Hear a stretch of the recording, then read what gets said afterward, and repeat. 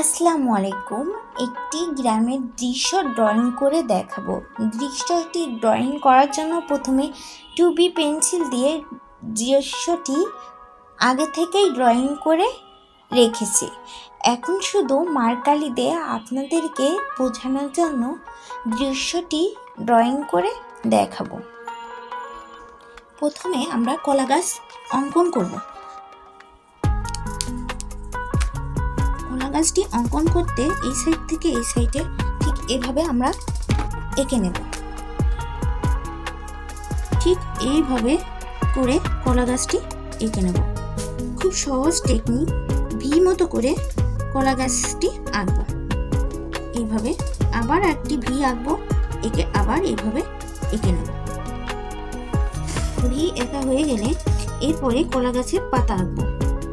ঠিক এভাবে করে কলা গাছটি পাতা এঁকে নেব।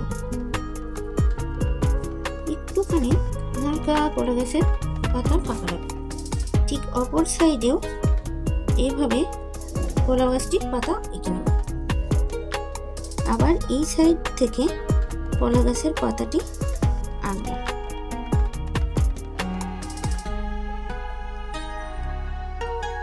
আঁকা হয়ে গেলে ঠিক অপর সাইড থেকে এইভাবে করে কলা গাছের পাতাটি আঁকবো।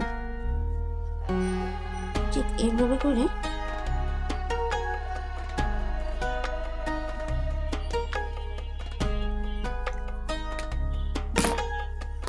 ঠিক অপর সাইডে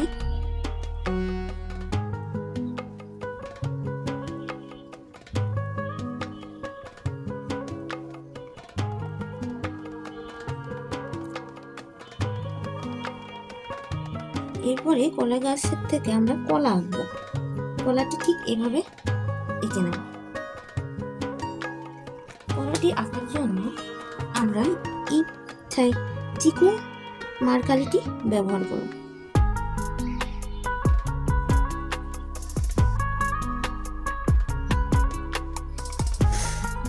ঠিক এভাবে করে প্রত্যেকটা কলা এঁকে নেব।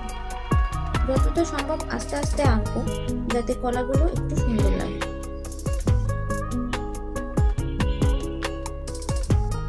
সম্ভব হলে আমরা কলাটি এমনি কলম দিয়েও আঁকতে পারি, তাহলে অনেক দ্রুত হবে। কারণ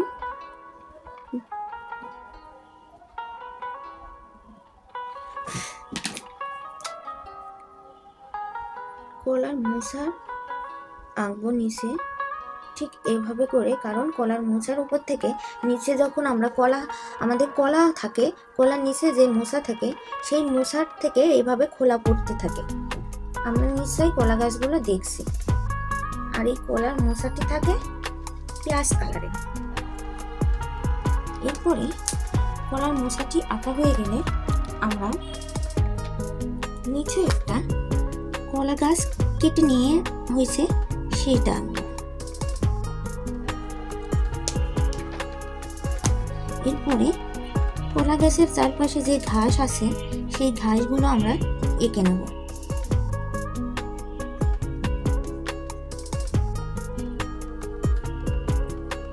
কলা গাছটি আমাদের আঁকা শেষ।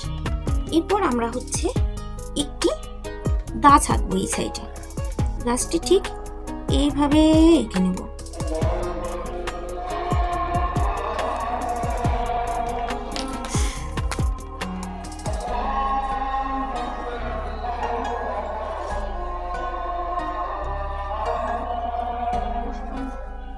আমাদের গাছটি আঁকা শেষ। এবার গাছের উপরে যে পাতাগুলো আছে আমরা সুন্দরভাবে এঁকে নেব। ঠিক অপর সাইডেও একই রকম ভাবে গাছের পাতা আঁকবো। ইচ্ছা মতো করে আমরা গাছগুলো এঁকে নেব।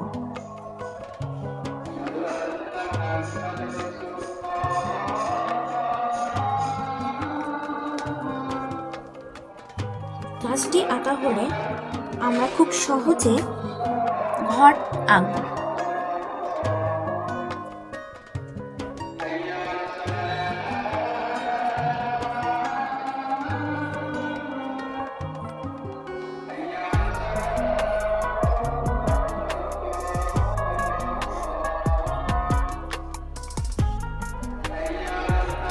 অপর পাশে আরেকটি ঘর আঁকবো।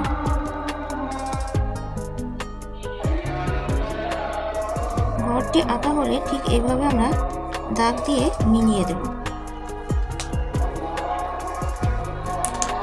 এরপরে আমরা এইভাবে গাছগুলো, আমাদের যে বন জঙ্গলগুলো আমরা এভাবে এঁকে নেব। অনেক দূরে যখন আমরা চোখ করি আমরা দেখি ঠিক এইভাবে সবুজ ঘাস, গাছের পাতা দেখা যাচ্ছে, ঠিক আমরা সেই রকমভাবে এঁকে নেব। অপর সাইডেও ঠিক একই রকমভাবে আঁকবো। আঁকা হয়ে গেলে আমরা সূর্যি মামা আঁকবো। ঠিক এভাবে করে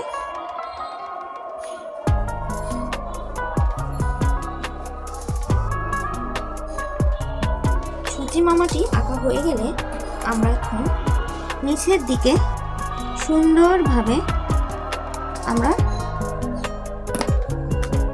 নদী আঁকবো। নদীটি অনেক ডিপ করে দিচ্ছি যাতে সুন্দর লাগে দেখতে। ঠিক এভাবে করে নদীগুলোকে ডিপ করে দিচ্ছি। আবার অপর সাইডে একই রকমভাবে ঢেউ খেলানো নদী এঁকে দিচ্ছি। নদীগুলোকে ঠিক একই রকমভাবে ডিপ করে নিচ্ছি। আমাদের নদী আঁকা হয়ে গেছে। এখন আমরা নদীর মধ্যখানে যে ফুল থাকে, যেমন শাপলা ফুল থাকে, আমরা জানি নদীতে শাপলা ফুল থাকে, সেই শাপলা ফুলগুলো সুন্দর করে মতো করে শাপলা ফুলটি এঁকে নেব। যেমন এখানে কলম দিয়ে আঁকছি কারণ একটু সমস্যা হচ্ছে, আঁক পড়ছে না।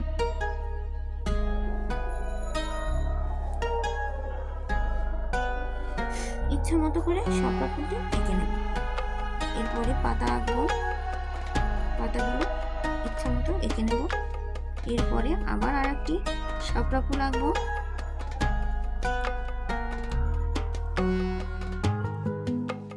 আবার আরেকটি শাপলা ফুল আঁকবো।